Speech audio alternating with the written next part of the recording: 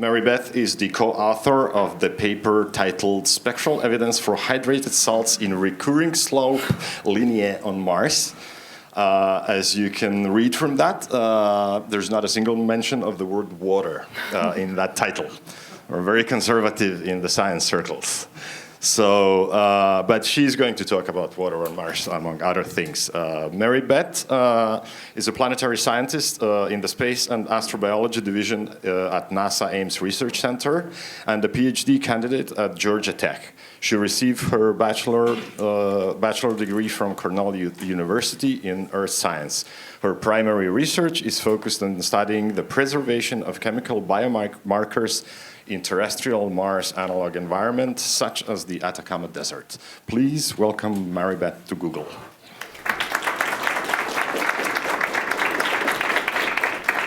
Thanks so much for having me. It's great to finally come across the fence to Google, our nearest neighbors.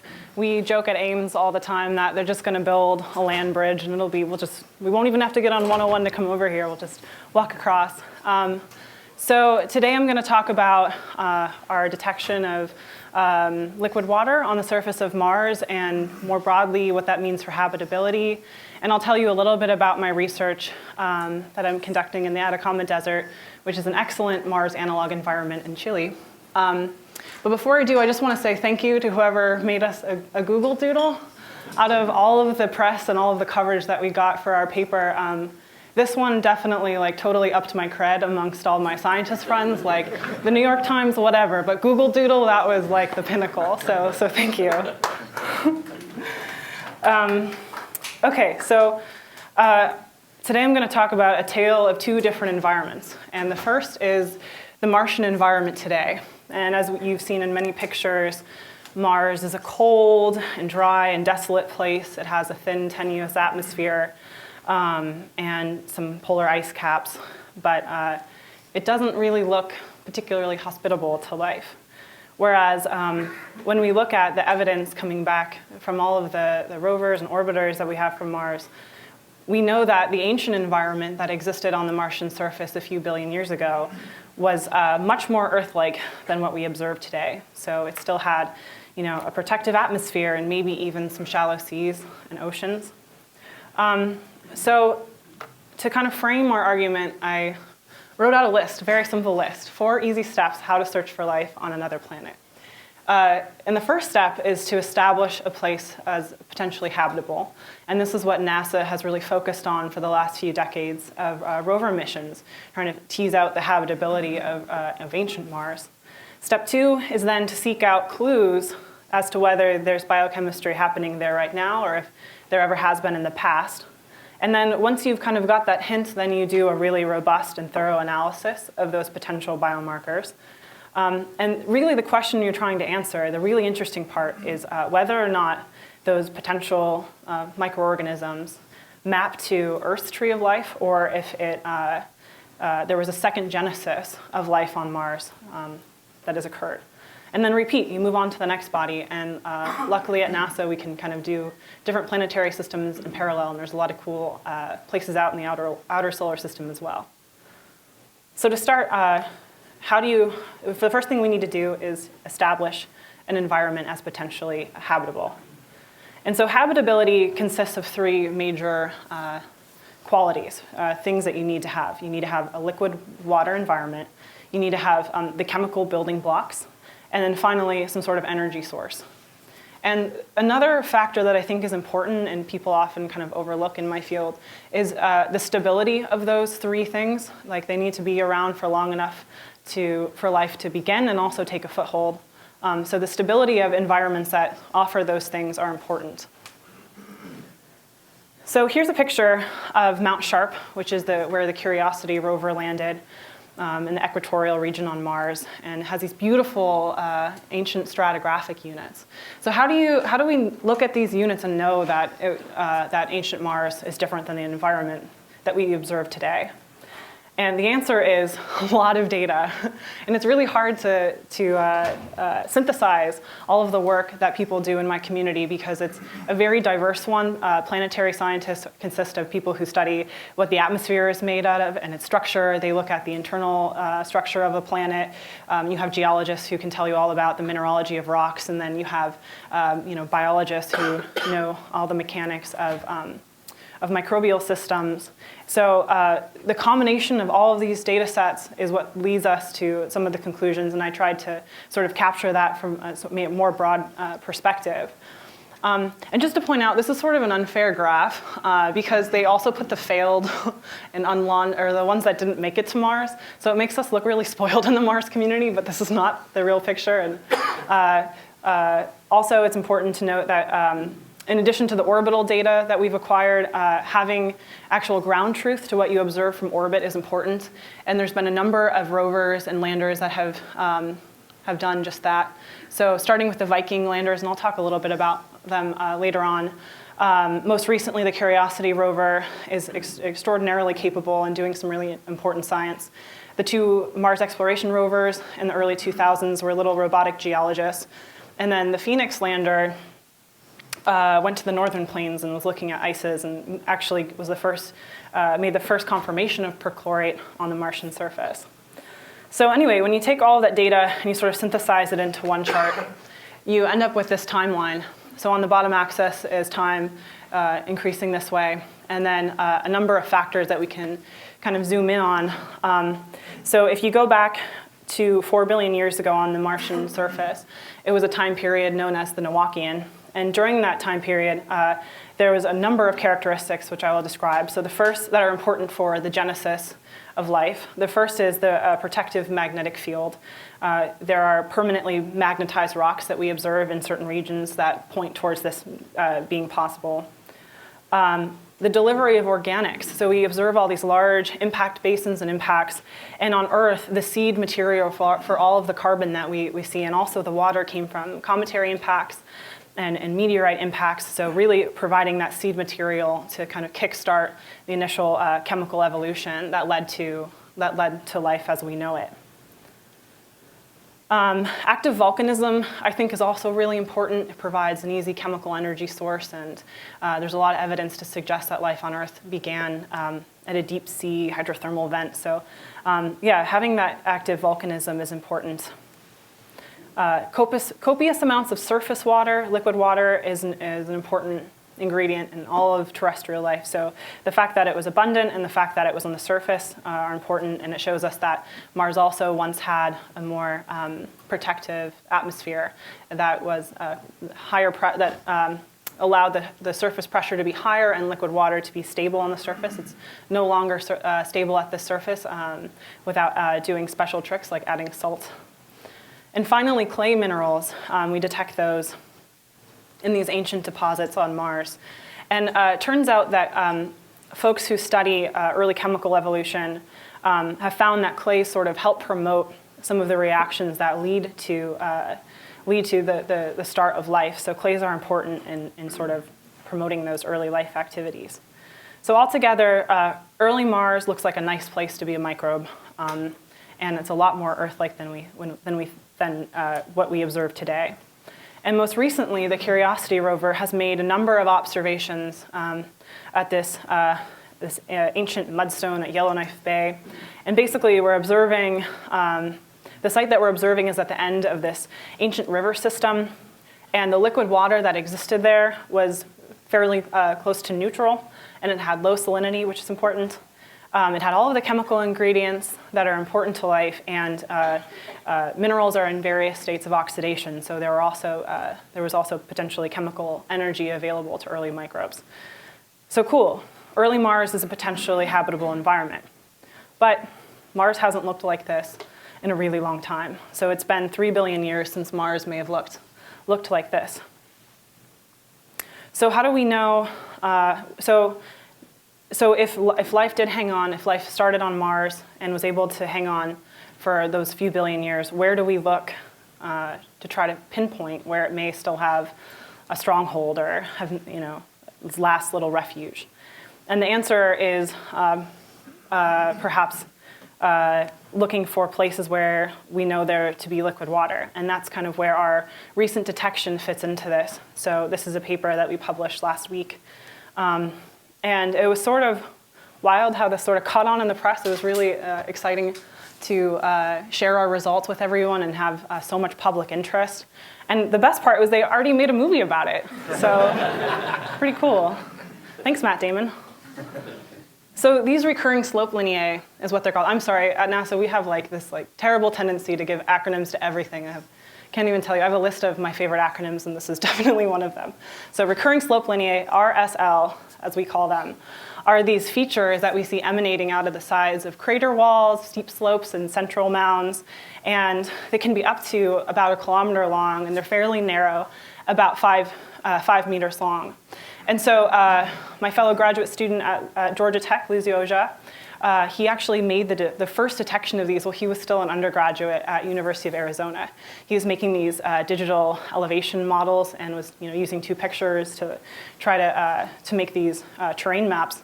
And he noticed this strange feature show up. And it turns out that during the springtime and summertime on Mars, yearly, you see in particular places on Mars, these recurring slope lineae form. And here's another kind of pretty picture of them. And even more eye candy. It's so cool. Anyway, I think these are pretty neat. So they're latitudinally banded, and so for a long time, people suspected that there was some sort of active volatile involved in their formation. And so when Luzio got to grad school, he really went on the hunt to be able to find that. So what we did is we looked at data from the CRISM instrument aboard the Mars Reconnaissance Orbiter. And CRISM is a spectrometer. So it's making observations in the infrared. And in the infrared, there are a couple bands in which you can confirm whether water is present or not. But making this measurement was non-trivial because these features are so small. So the CRISM resolution is about 18 meters per pixel. And as I told you before, these features are about 5 meters wide. So we had to be very strategic about where we looked for them, and we only found a chemical signature in the places where the recurring slope lineae took up the most area, so they were either concentrated enough or they took up enough spatial area that we could detect them. And we did single pixel analysis on these things, but the signal, we made sure that we went through all of the laundry list of things to rule out any sorts of atmospheric issues or just issues with the data reduction pipeline. And so what we found is that in these couple of places where RSL are spatially the largest, these little dips at 1.9 and 2.14 microns, and those are water bands. But they're very narrow, and so what that means is that the water is in a mineralogic structure. And so when we then, I'd been following sort of the perchlorate story for a couple of years, and when we first got this result back, it kind of occurred to me that perchlorate might be a likely candidate for this mysterious salt that this mysterious hydrated mineral that we were observing. So I snuck over to the lab next door to ours, and I stole a little bit of perchlorate. And my advisor has a laboratory infrared spectrometer, and so I looked at the perchlorate that I stole, and sure enough, it matched very well with the signal that we were seeing from Mars. And interestingly, this is also a temporal signal. So only when we observe RSL to be the most active is when we see these bands, and it disappears into the winter.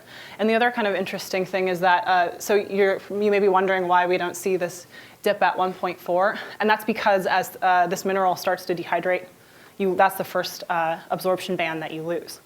And so following on to this, it would be good to actually be able to observe the liquid on the surface. We didn't make that detection, but we have good indication that water is involved in the formation of these things. And the problem is that the high-rise camera that takes these beautiful high-resolution images of the Martian surface always takes them at 3 p.m. which is the lowest humidity part of the day. So it's not ideal for the type of measurement that we want to make of these things. We'd want to get a picture from the early morning, or maybe someday send a rover there to actually confirm it. So the detection of perchlorate has two major implications. The first has to do with increasing the stability of water on the surface. So here's the stability of pure water on Earth. Here it is here's pure water on the surface of Mars. But when you add in perchlorate, it extends the range in which liquid water is stable on the surface. And this is this is important because Mars, as you know, is a cold place.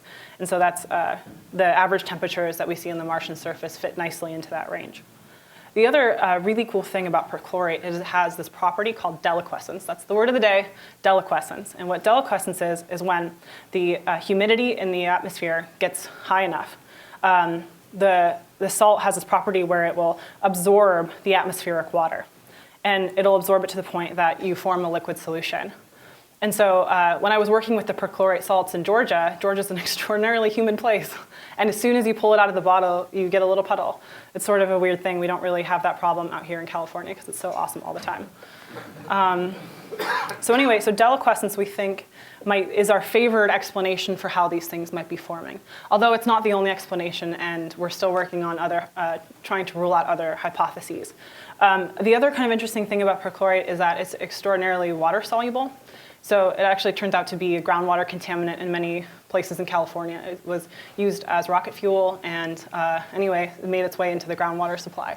So anyway, you can imagine that if there is some sort of groundwater system or something like that, and there was perchlorate that's naturally produced in the soils or in the atmosphere, that's still sort of hotly debated, that we could just be seeing perchlorate being concentrated by some sort of water flow.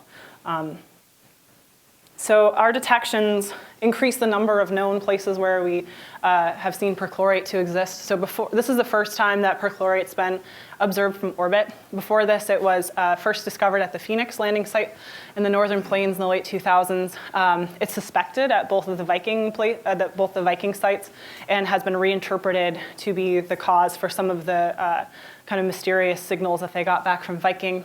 And then most recently at the Curiosity site in the equatorial regions. So perchlorate may be more abundant than we first thought.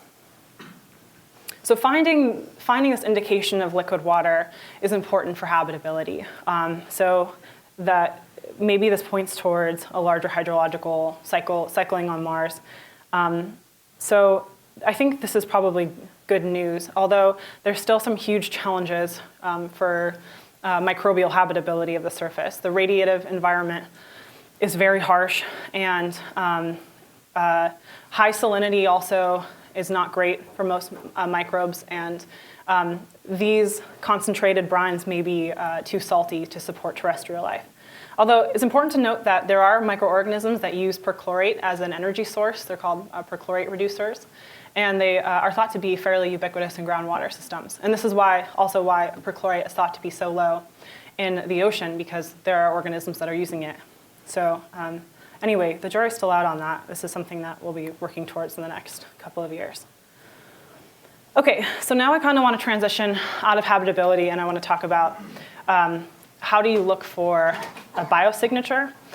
And so stage 2 is to seek out clues as to whether biochemistry is occurring or has occurred. Back in the 70s, the culture surrounding astrobiology was very different at NASA. And the Viking landers really went after whether biochemistry is occurring. And they designed 3 experiments to actually look for microbes. Like, this is sort of hard for me to wrap my head around, given the political atmosphere within the astrobiology community. So design these experiments to try to grow microorganisms, try to feed them some isotopically labeled carbon. But they didn't find any carbon. And that I think is just because the carbon on Mars is not concentrated enough that it was below their detection limit.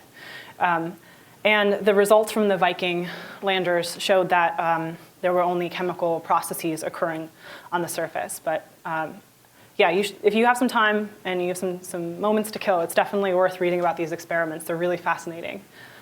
So after this, NASA took a step back, and they then sort of sent a series of rover geologists, and the most recent one has the ability to just find carbon. Like, let's just be able to pinpoint that there's carbon in these rocks at all. And so most recently, they sent this instrument, another acronym, SAM, which doesn't tell you a lot about the instrument itself, Sample Analysis at Mars.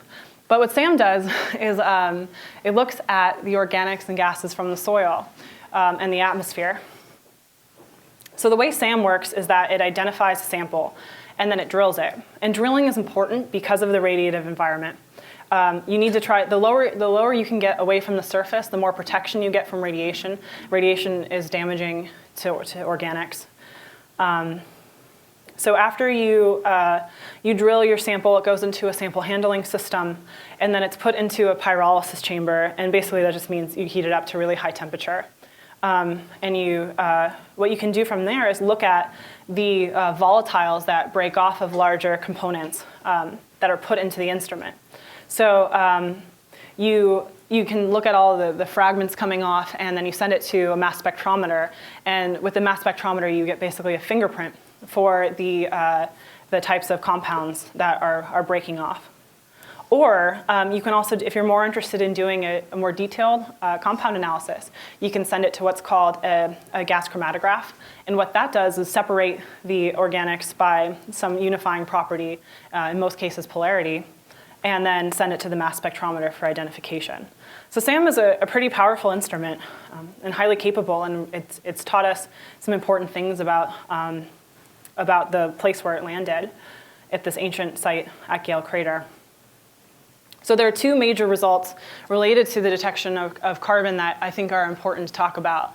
The first is the detection of an organic called chlorobenzene, which is shown up there. So it's just a ring of carbon with a chlorine on the end. And chlorobenzene is not what we think is actually present in these mudstones. Instead, you can generate chlorobenzene by pyrolyzing some sort of functionalized benzene, so a benzene with a functional group on it, in the presence of perchlorates. And within this one sample, Cumberland, there was a significant amount of this chlorobenzene that came off. But this is still a very simple organic, and there's more data coming down from SAM every day. So we're still learning a lot about potential carbon on Mars. The other really cool result, and it hasn't really gotten a lot of press yet, is the detection of really simple of hydrocarbons that was present in wind-blown sediments in the sample called Rock Nest. And so these are not really complicated organics. They're just chains of carbon with hydrogen attached. But the cool thing here is that if it's in the wind-blown sediments, it could be globally distributed. So we could be seeing that carbon could be present everywhere on the surface. So keep your ear to the ground for this. This will be something that I hope we'll continue to learn about with SAM. So it's important to note that organics do not equal a biosignature. Organics can be produced by abiotic processes. A biosignature is a term that encompasses many different types of evidence of biologic activity. So you could have a morphological biosignature, you can have isotopic evidence that there's biologic activity going on, or you can have a molecular biosignature, which is a little bit more robust. So that's what a biomarker is. It's a molecular biosignature. And biomarkers retain, I love this definition of biomarkers, it's my favorite. They retain their biological heritage and their molecular structure, and through geologic time, which is the important part. So you can connect the remnants of of this compound you're looking at with the original organism that synthesized it. That's the important part here. This is the holy grail of Mars, looking for biomarkers. And not all biomarkers are created equal. They have a range of utility.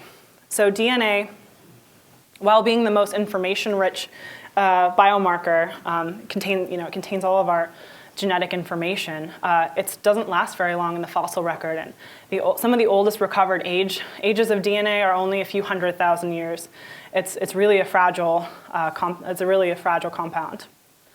amino acids are kind of useful, and they have this like useful feature called chirality. I don't know, I'm probably scaring you guys with organic chemistry. But they have, what chirality means is it's just a handedness of the molecule. When you put it together, it has, the structure is such that it has connectivity in a certain way. And so all of life on Earth, or well, most of life uses left-handed amino acids. So this is something that people have proposed as a way to look for life on another planet. Well, look at the amino acids. If they only have a singular chirality, then that could be indication of some sort of microbial life. But the problem is that if you had an ancient community that used amino acids, they are not stable in that singular state. And over tens of millions of years, they lose that feature, and you end up having an equal 50-50 mix again, like what we observe in amino acids that you can find in meteorites. So I kind of puzzled over this for a while, and as I've been writing my dissertation, I've been reading a lot about what folks have published about preservation of biosignatures and biomarkers on Earth. And I sort of wondered why there's been this huge focus on amino acids for so long. And I think a lot of it has to do with the fact that they can be detected at very low levels using modern analytical techniques. That's something that you could send into space and put on a platform, a rover or a spacecraft-based platform. So now I'm going to tell you about my pet biomarker right now, which are lipids. Lipids are, that makes up the cell membranes of organisms. And lipids are so cool because you can go back into ancient rocks on Earth, and you can recover lipids from the original organisms that existed billions of years ago. And this is on a planet that has tectonics and has a lot of water activity.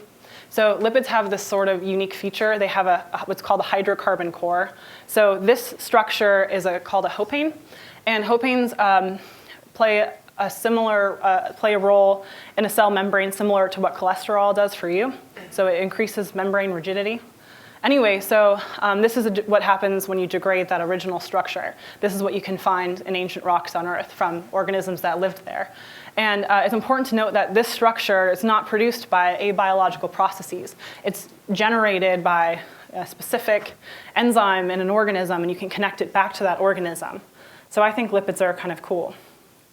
So now I want to tell you about some work that I've been doing on my favorite planet, which it's a trick question. This is actually a picture from the Atacama Desert in Chile. And the Atacama offers us a chance to look at how certain things work and how things are reprocessed in a very Mars-like environment. So the Atacama, specifically this one region in the Atacama called Yungay, has some important properties that make it a great place to do what we call Mars analog research. So Yungay is one of the oldest, driest places on the planet. It only rains once a decade. And when it does rain, it rains 2 millimeters, so like way worse than California right now. And it's been like that for an extraordinarily long time.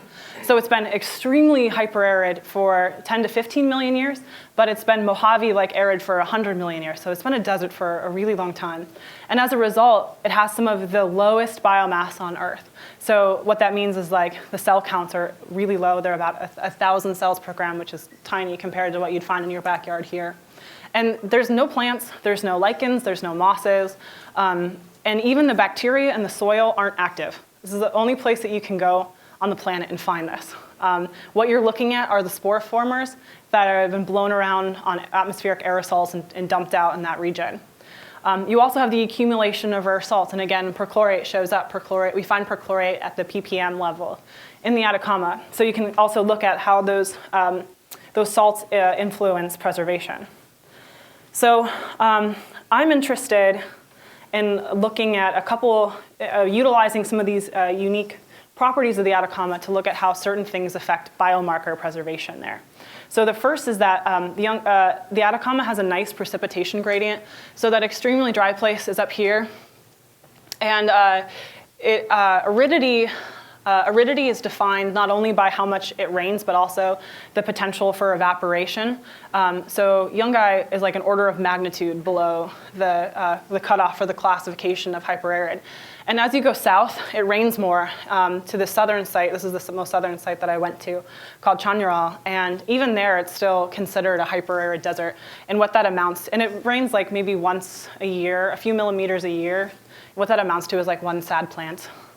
So that's a useful feature of the Atacama. And then more interestingly, and this is what I'm working on right now with my dissertation, is what happens to biomarkers in the driest part of the desert. So at this pit, I dug a lot of holes in the Atacama. You can look at the stratigraphy here, the soil column, and look at the distribution of biomarkers over time there. So to sample for biomarkers in the Atacama was extremely difficult, and it took me and a couple other folks at NASA some time to develop the right types of protocol so that we don't contaminate our sample, since humans are, anthropogenic contamination is one of the biggest issues, especially when you're sampling for biomarkers.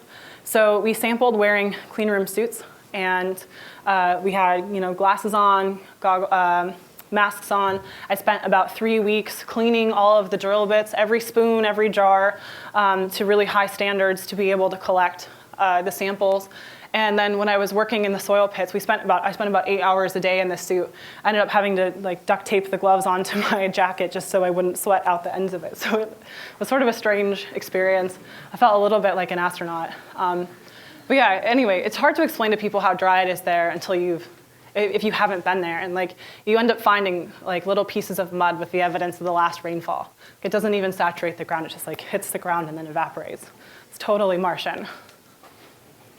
So the coolest thing that I found, so the deepest place that I sampled from, which is just about 2.5 meters down, I pulled out some dirt, and contained in the dirt were actually fragments of roots.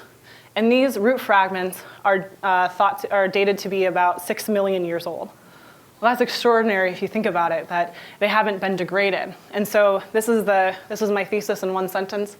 What I found by analyzing the extracts of the lipids from these soils is that they're not degrading. We pull up the bacterial, eukaryotic, and archaeal lipids from these environments.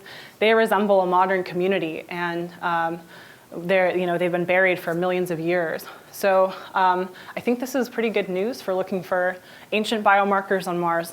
And so I'm going to show you a couple more slides. I have time, yeah. So these are some of the more specific biomarkers that I looked for. You got your cartoon of a cell with a membrane, and then you have your polar and your nonpolar cute cartoon. So basically, I cleaved off this end, and this nonpolar end can be diagnostic of the types of bacteria and eukaryotes that you're finding. I also looked at a different domain of life, archaea, looked for those types of lipids. And then finally, for plant waxes, like these dicarboxylic fatty acids. So I looked at, so these are just a few of the biomarkers that I looked at, but I thought it'd be useful just to kind of show you what the structures were. And so when you dig down, here's my soil pit. You have the upper soil, all of this has been created by modern processes, just aeolian activity. You have things blowing in and accumulating and all of these rare salts, and it's controlled. The distribution is just sort of controlled by the activity of the salt. And then you get below a certain layer, and you start to see these beautiful layered clay units, indication that there was some sort of aqueous activity that occurred in Yungai a few million years ago. So it's within these layers that we start to see some interesting things happen with the biomarkers. So here's the diagram of the soil pit. There's this halite unit that kind of acts as a capping unit. So even when it does rain, nothing gets below this layer. This is interpreted to be the maximum depth of dissolved transport over the last few million years there. So basically anything below this halite layer has not seen any water for at least 2 million years. And so by looking at those biomarkers that I showed you the diagrams of, we can see that the bacteria and eukaryotes were increased significantly when you get below that halite layer, the plant biomarkers and the archaea. So what this is showing us is that Yungai once had a more diverse group of organisms that were more abundant, and then that decreased over time. So basically we're just observing an environmental shift that occurred there. So Yunkai offers us this great kind of glimpse into the types of processes that we might be observing, that we might be able to observe occurring on the Martian surface. And I think it's a great place to sort of test hypotheses and develop the sorts of techniques that will drive some of the searches that we'll do for biomarkers in the coming decades. And a group of us from NASA Ames will be going back up there in January to start to develop some payloads with a diverse set of instruments that can assess biomarker abundances. So those things are all in the works, and it's great to have a Martian backyard. It's a lot easier to go to do sample return from Chile than it is to do from Mars, so it's great to have that sort of test bed. So looking forward, NASA is starting to develop a rover that will seek the signs of life. That's its tagline. So this is in its blueprint form. As you can see, we do very sophisticated engineering at NASA. And basically, the main contribution of this rover will be caching samples. We'll be collecting samples on the surface of Mars, caching them, and then one day they will be returned, if Congress will pay for it.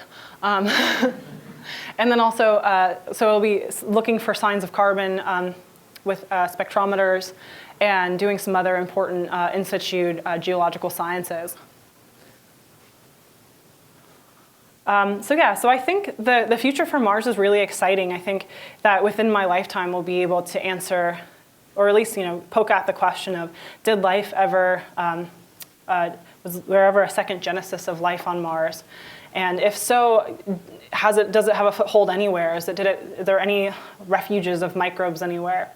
So it's an exciting time, and it's great to be able to work with all these fabulous scientists and engineers as we start to ask these questions. So with that, I just want to acknowledge all of my funding sources and my committee, as you can see in our Breaking Bad picture in the Atacama, and all of the folks that I worked with on the water paper. Thank you.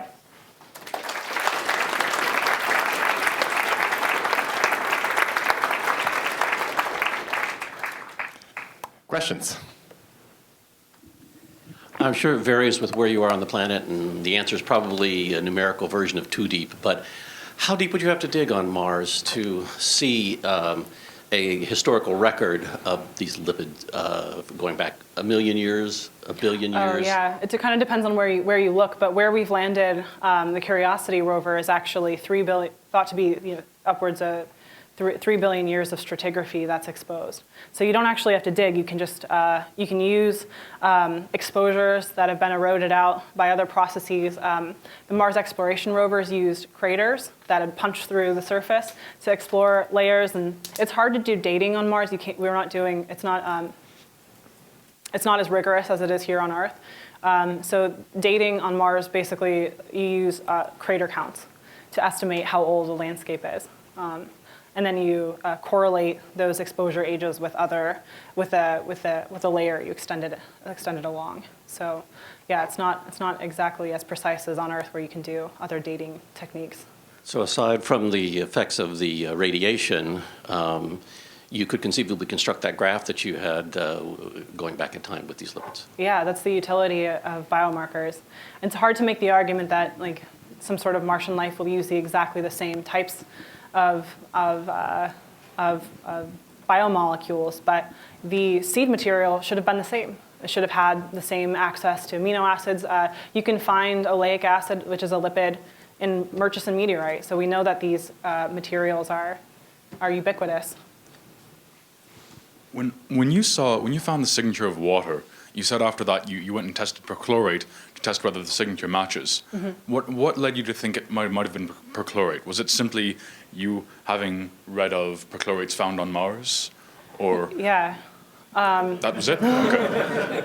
Well, so at Ames back in December, there was a perchlorate workshop. So I spent 4 days just thinking about perchlorates. And I knew about their deliquescent property, and I knew that that's been having a salt involved in the formation of the recurring slip lineae has been thrown around for a while.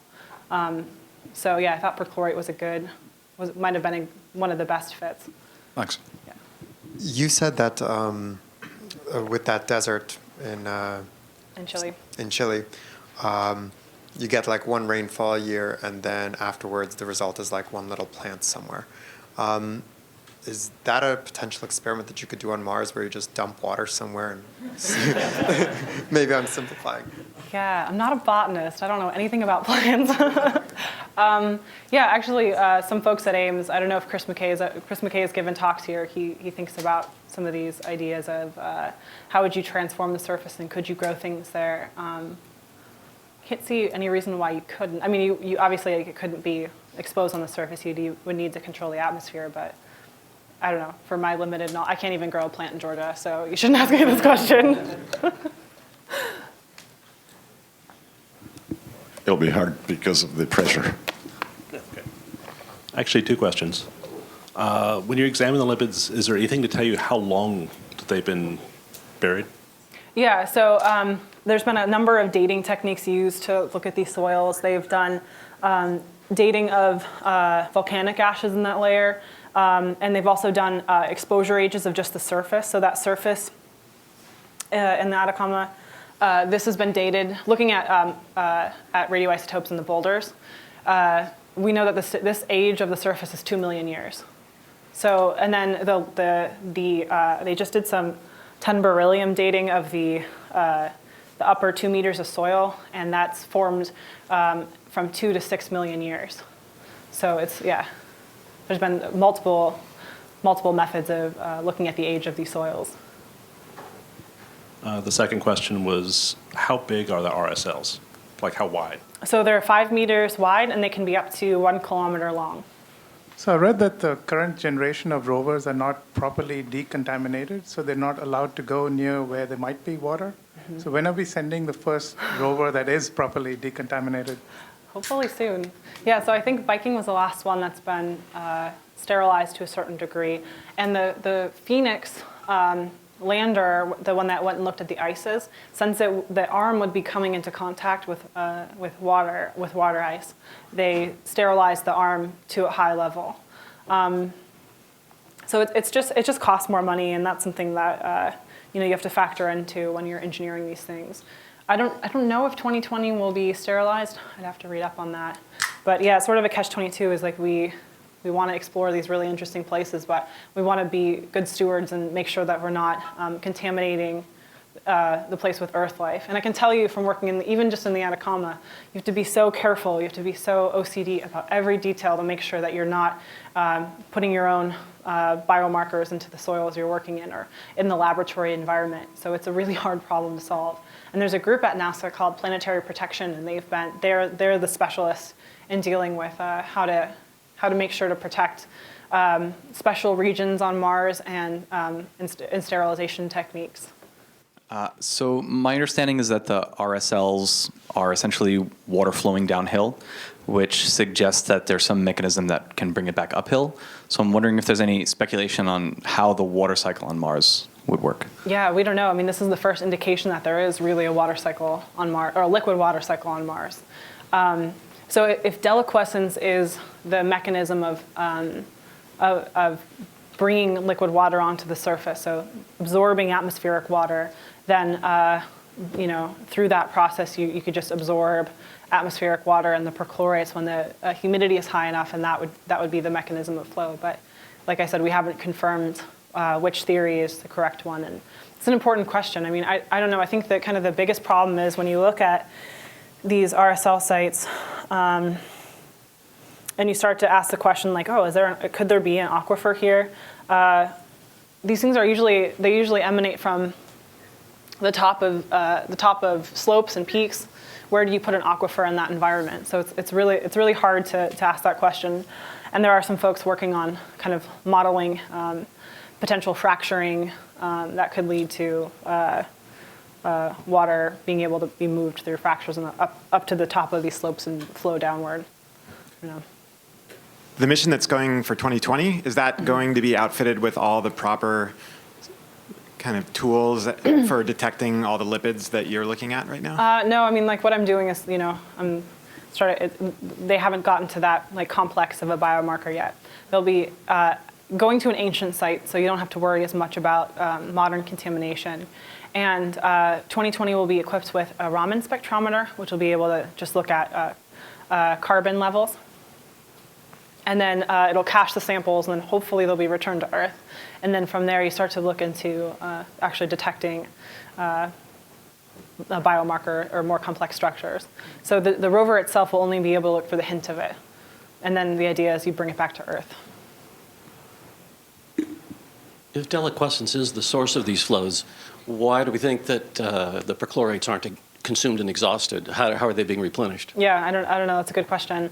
So perchlorate is produced, on Earth it's produced naturally atmospherically. So you have volcanoes that release an HCl gas, and then it goes through some chemical reprocessing within the atmosphere and then rains down as perchlorate onto the surface. Recent models have shown that that model doesn't hold up so well on Mars because there's no ozone. So there's been some new work looking at how you can generate perchlorate in soils. I think it involves like titanium oxides. Anyway, so you can make it. I don't know at what rate. It probably wouldn't be terribly fast, but we know that perchlorates are fairly concentrated on Mars. So I don't know where they'd be. Maybe they're falling in from somewhere, or maybe it's just abundant enough that you can generate the flow of liquid water, and maybe it doesn't flow exactly the same place the next year. At the beginning of your talk, you mentioned that the Viking landers did some sort of biology-like experiments, but the political environment now wouldn't really support that. Could you elaborate? Yeah, so I mean, I think that scientists back then sort of expected life to be the rule and not the exception. So that was sort of the culture within that community at the time, from what I understand. Yeah,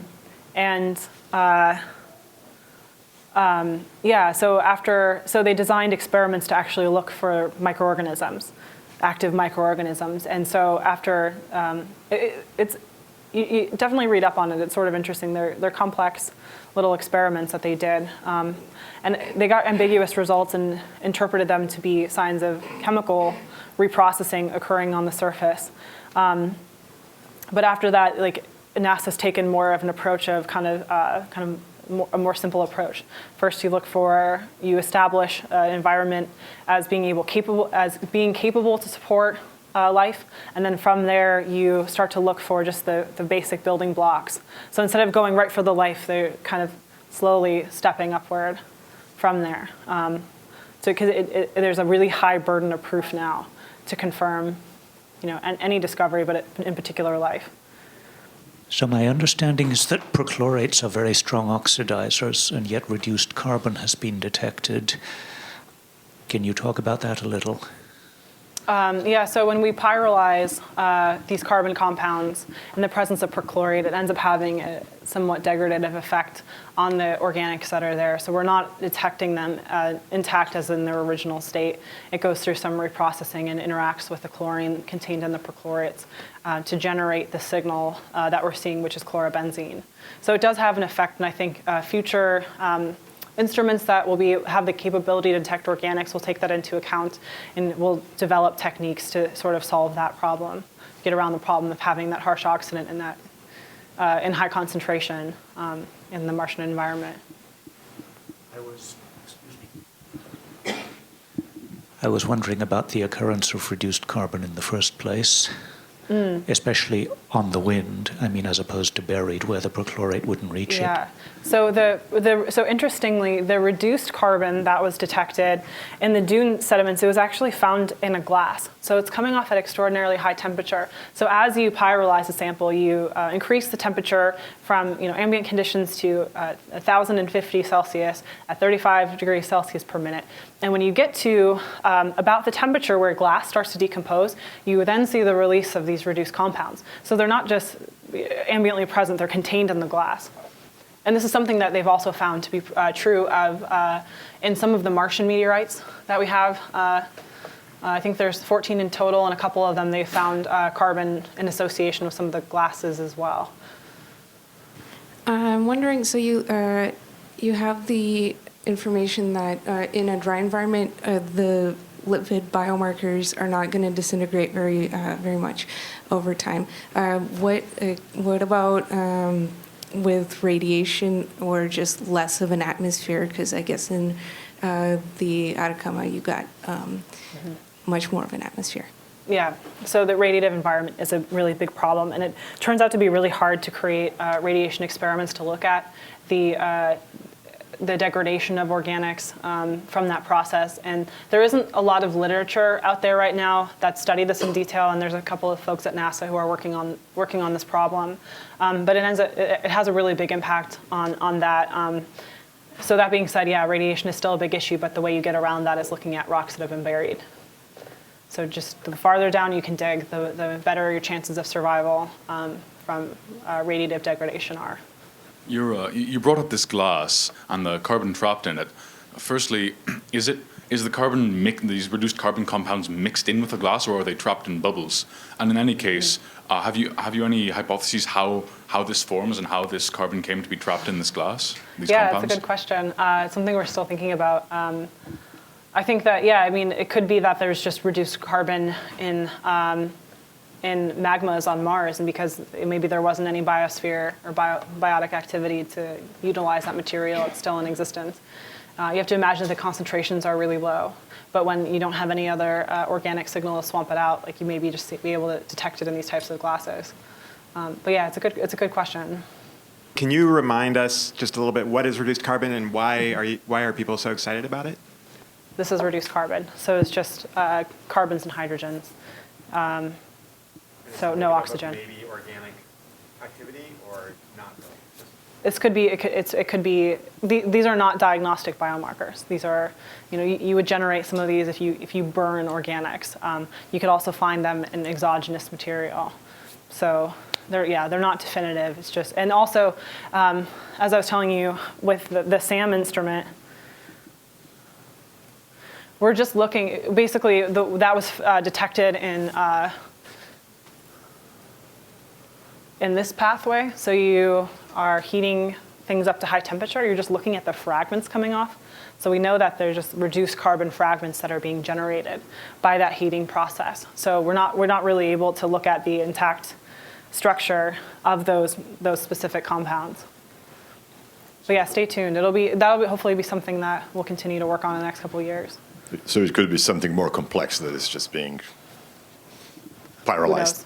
Who knows? I mean, the fact that it's in glass, though, I don't think this is going to be a definitive signal of anything. Yeah, to get into the glass, it must have undergone some chemistry. My 12-year-old daughter is interested in the potential for life on Mars. What path can she take to do the kind of stuff that you do and study that? Yeah, so I grew up in this area. I went to high school in Mountain View, and when I started working at NASA when I was 16, and I just sort of haven't left. So I just everything that was available related to science, my parents let me do. So space camp before it closed down from bankruptcy, and I went to a bunch of astronomy camps at UC Santa Cruz, and every night that there was a meteor shower or that anything that NASA was doing, we were always there. They really fostered that interest, and then as I went into high school, started eyeing those types of internships and making sure that I was taking the right classes to be able to be qualified for those types of opportunities.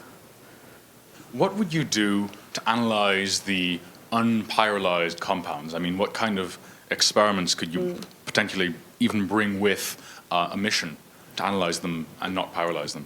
Yeah, so this is something that hopefully within my career I'll be able to do. I'd be really interested in doing a liquid extraction. That's what we do to analyze lipids. And with liquid extraction, you have this added benefit of being able to concentrate the signal from a huge mass of soil into a very small amount. So when I'm looking at Atacama soils, I use about 1 liter of organic solvents to extract lipids from hundreds of grams of soil. And I take 1 liter of solvent, I evaporate it off with all the lipids dissolved in it to 40 microliters.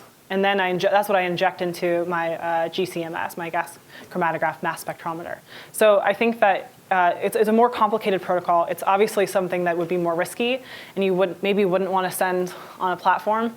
But I can think of ways that we may be able to design something like that to be able to identify these types of biomarkers and others like it using liquid extraction protocols. But anyway, that's decades out. This is something that I'll do in my career, hopefully. Mary Beth, thank you for coming here. Thank you. Thank you for having me.